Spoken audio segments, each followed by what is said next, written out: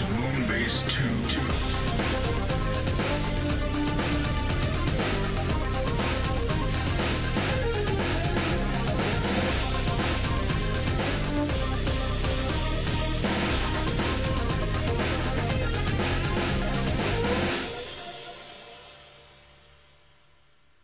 So, Amy, here we are, back today for today's review, which is going to be Target 2006, the Marvel issues from back in the day, and we are going back in the day. Yeah, it's going to be fun. So we'd like to welcome along our special guest, and the man who suggested that we do this, and for his Underbase debut, we give you... Greetings. Hi, it's Adam, 88M from the forum. How you doing? Adam, a pleasure to have you here, sir. Thank you very much. Pleasure to be here. And good to have you. Thanks for recommending that we actually review a good comic. Well, it's listening to the pain of the other Underbases. And by the end of it, like, these guys need a comfort blanket. They need Marvel UK. It was somebody's comment so this week. Somebody's comment this week that said the Underbase gets more entertaining the crapper the comics get. It's true. It's like the listeners want to hear me commit suicide on the podcast because I have to review this crap. And it's when you bring a guest on and their first words are, I hate this comic, I'm not getting it anymore, I'm done with it, that's it. And you're like, right, we've got another 2 hours, let's crack on. Yeah. It's only going to get better from here. Now that we're all on the same page, right? Yeah. So we're going back to Target 2006, and for those that don't know, Target 2006 is set in the quote-unquote present day of Marvel Transformers, which was at the time 1986, and featured the majority of the cast from the movie. Target 2006 in reference to the year the movie was originally set, which was 2006, and which got changed to 2005 closer to the end, so the story ran still as 2006. It also meant that every Marvel UK comic that was set in the future, or the Futureverse, was 20 years from the original date. Now, Target 2006 ran from the 13th of September to the 22nd of November 1986, which encompassed issues 78 to 88, and written by Simon Furman. And then art was scattered through various artists: Jeff Anderson, Ron Smith, Jeff Sr., Will Simpson, Tim Perkins, Tony Joswiak, John Burns, and Gina Hart covered all the art duties, and Richard Starkings and Annie Halfacre covered the lettering, and was edited at all times by Ian Rimmer. Now, this was pretty much the first major UK Transformers story that was outside of the American continuity. And Adam, you, without wanting to be offensive, you being that little bit older than me, mate, you remember these the first time round?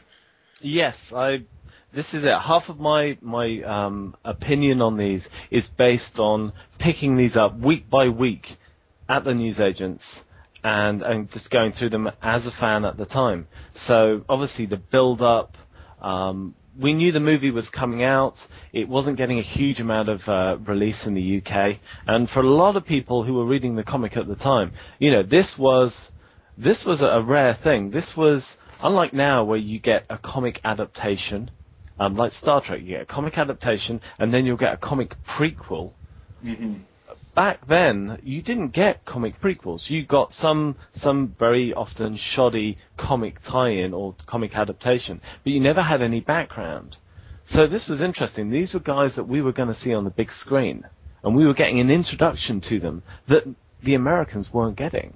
You know, this was a great little insight. And at the time as well, collaborations, every time you had a crossover, you would have the good guy from one continuity or one area comes over, has a little bit of a Barney with your regular hero character. They then agree to disagree, fight the bad guys together, and hooray, they leave best of friends. Whereas this, completely different. Yeah. As we'll go through. Yeah, I mean, reading it in trade is very different to reading it in single issue. I can testify to that, having gone through Generation 1 last year. Reading single issues, especially with the amount of background that was in them, the amount of additional stuff. I mean, comics now are so different from what comics were in the UK back then. You would have your backup strips, normally 2 or 3 different backup stories. You'd have your letters page, you'd have your questions, you'd have your art pages, things like that. So the main strip would actually just be a small part of a bigger whole. So because it came weekly, it meant you didn't have to wait as long as you did with with current comics. But it did mean that you had a greater overbearing story of everything. And reading this as a trade, I mean, it's a thrill ride. It's an exciting thing. But because they're all 11-page stories, having so much crammed into such short issues, a hell of a lot goes on in this book. Oh, it's you really have to go through it several times just to take in everything that's going on. It's fantastic stuff. And of course, this is the introduction of some major players in Transformers and in Transformers lore that have gone on from this date, 24 years ago, and have recently appeared this year in their own series. I mean, it's a fairly impressive run. And one character only makes his second appearance, or third appearance actually, I do forget City of Fear at times.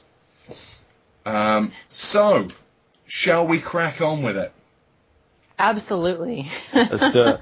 Target 2006, the prologue. We open with Optimus Prime seemingly trashing a forest. And obviously quite angry about, which is explained by Prowl, who stops him, by the Dinobots, who have basically in previous issues just kicked Megatron and Co.'s tail, defending them from defending news reporters who have been doing interviews with them, one of which Sludge is in love with. And also Centurion is there at that point as well. This is all done in Prowl's flashback.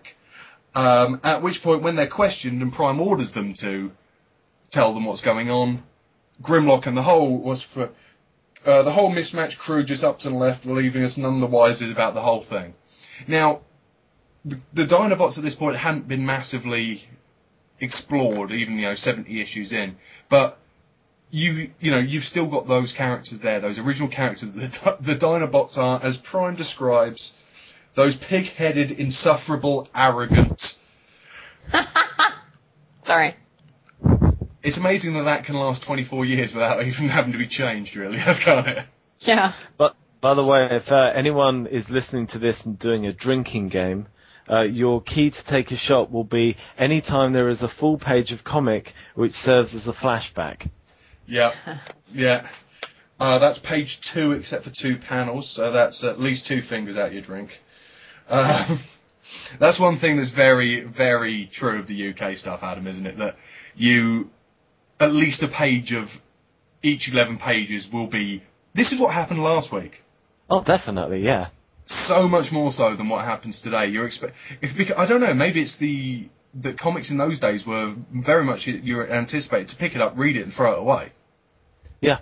Because they were basically made out of toilet paper and food dye. That's true. I'm glad we don't do that today. IDW aren't far off doing it, are they, with their new covers? I think as well, though, making it a big point of the fact that the Dinobots are not there, that's something that sets us up then for the rest of the story. Very much so. Because even back then, the Dinobots were, they'd taken on some really big guns in the past. They were the guys that you would have around if no one else could help you. So them walking out of the picture at the beginning of the story, it suddenly makes you realise, right, the regular Autobots are on their own. I mean, Prime even says it leaves them depleted by 5 and they must readdress their strengths. Yep. Because, I mean, losing 5 warriors, if you lose Windcharger, Bumblebee, Huffer, Pipes and, I don't know, Sideswipe, isn't the end of the world. But when you consider that some of the best warriors are already dead by now, or in stasis by now, including Sunstreaker, I think, has already been wiped out for the best part of 200 issues. at this point. For anyone who doesn't know, Sunstreaker was crap in Marvel UK. Utter tosh. You are now leaving Moonbase 2.